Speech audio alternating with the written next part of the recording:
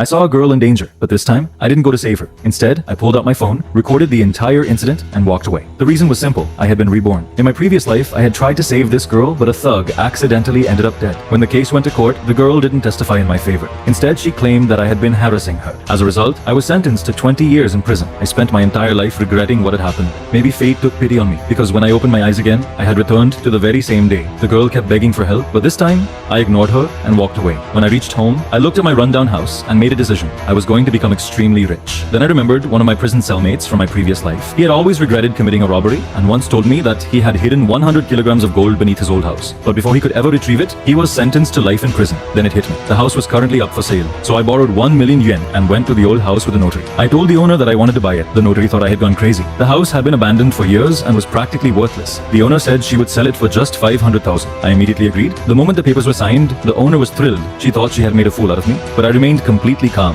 As soon as they left, I grabbed a shovel and started digging. Before long, I found the gold. I packed all of it into my bags and headed straight to the gold market. When I arrived, one of the employees looked at my clothes and assumed I was a beggar. He told me to leave. I was furious. So I pulled out a gold bar from my bag. The entire hall went silent. The manager immediately recognized the value of what I had brought and welcomed me, even inviting me to the VIP room. But I refused. Instead, I ordered the manager to fire that arrogant employee immediately. And then, by pure coincidence, the same girl was there. The moment she saw the gold in my hands, she smiled and said, "Baby, what happened between us was just a misunderstanding. Why don't we get back together?" I looked at her and simply said, "You stink."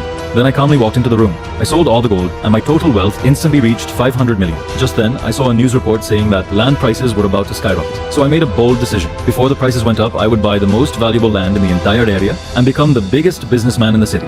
I called the notary again and started buying land like crazy. When that girl heard that someone was paying above market prices for land, she came with her mother to sell theirs. I bought it for a huge price, but she still mocked me, thinking I had completely lost my mind. Then the head of a new special economic zone project arrived. He realized that I now owned most of the land in the entire area, so he invited me to a meeting at a hotel. We quickly reached an agreement. The moment we signed the papers, the value of the entire area increased tenfold. I had officially achieved financial freedom.